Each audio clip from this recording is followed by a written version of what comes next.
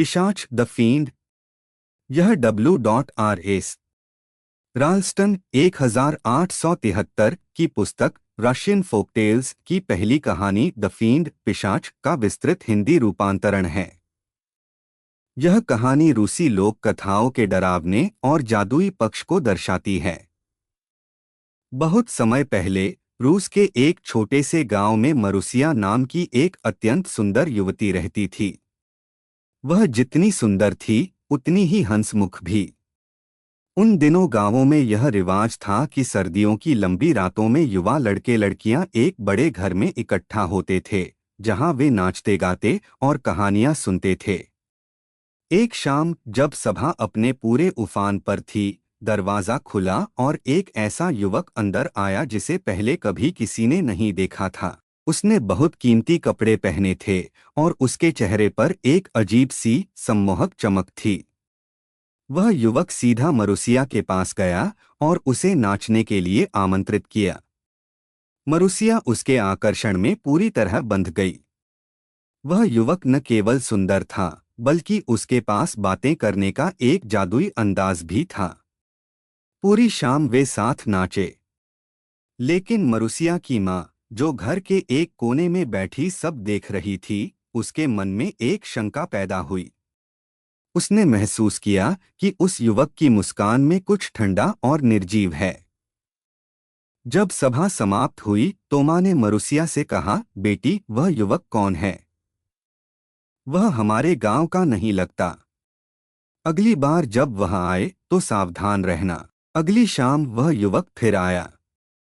माँ ने मरुसिया को चुपके से एक लाल सूत का गोला दिया और कहा, जैसे ही तुम उसके साथ नाचो, उसके कोट के बटन में इस धागे का एक सिरा बांध देना। जब वह घर जाए तो इस धागे के सहारे उसका पीछा करना और देखना कि वह कहाँ रहता है।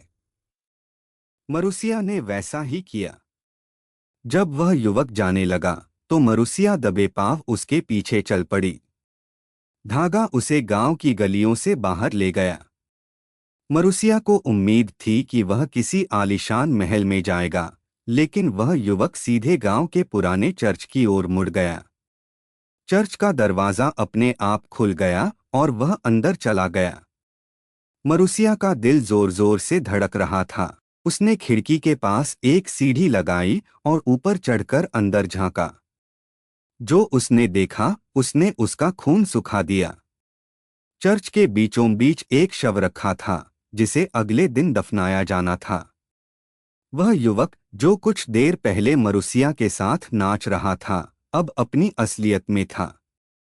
उसके नाखून लंबे और नुकीले हो गए थे। वह उस शव के ऊपर झुका हुआ था और उसे कच्चा खा रहा था। वह कोई इंसान नहीं बल्कि एक उपीर रूसी पिशाच था। मरुसिया भागती हुई घर आई और अपनी माँ को बिना कुछ बताए बिस्तर में दुबक गई। अगले दिन वह पिशाच फिर से उसके घर आया। इस बार वह मरुसिया के सामने खड़ा हो गया और उसकी आंखों में झांकते हुए पूछा, मरुसिया, क्या तुम कल रात चर्च गई थी? मरुसिया डर के मारे कांप उठी, लेकिन उसने इनकार कर दिया, नहीं, मैं नहीं गई थी। पिशाच मुस्कुराया, एक ऐसी मुस्कान जिससे कमरे का तापमान गिर गया। उसने फुसफुसाते हुए कहा, अगर तुम सच बोल देती तो अच्छा होता। क्योंकि तुमने झूठ बोला है, इसलिए कल तुम्हारे पिता की मृत्यु हो जाएगी। अगली सुबह पिता अपने बिस्तर पर मृत पाए गए। उनके शरीर पर कोई चोट नहीं थी, बस गले पर एक छोटा सा निशान था। मरुसिया फूट फूट कर रोई, पर उसने पिशाच का रहस्य किसी को नहीं बताया। अगली रात पिशाच फिर आया और वही सवाल पूछा। मरुसिया के इनकार करने पर उसने कहा, कल तुम्हारी माँ मर जाएगी। और वैसा ही हुआ। तीसरे दिन उसके भाई की भी मौत हो गई। मरुसिया अब बिल्कुल अकेली थी, मौत के साये में घिरी हुई। पिशाच आखिरी बार आया और बोला, मरुसिया, अब तुम्हारी बारी है। कल सुबह तुम भी मर जाओगी। मरुसिया भागती हुई गांव की एक बूढ़ी दादी के पास गई, जो जादू और जड़ी बूटियों की जानकार थी। दादी ने सब सुनकर कहा, बेटी, वह पिशाच तुम्हें तब तक चैन से नहीं रहने देगा जब तक तुम उसे स्वीकार नहीं कर लेती। लेकिन एक रास्ता है। जब तुम मरो तो अपने घर वालों से कहना कि तुम्हें चर्च के रास्ते से न ले जाएं।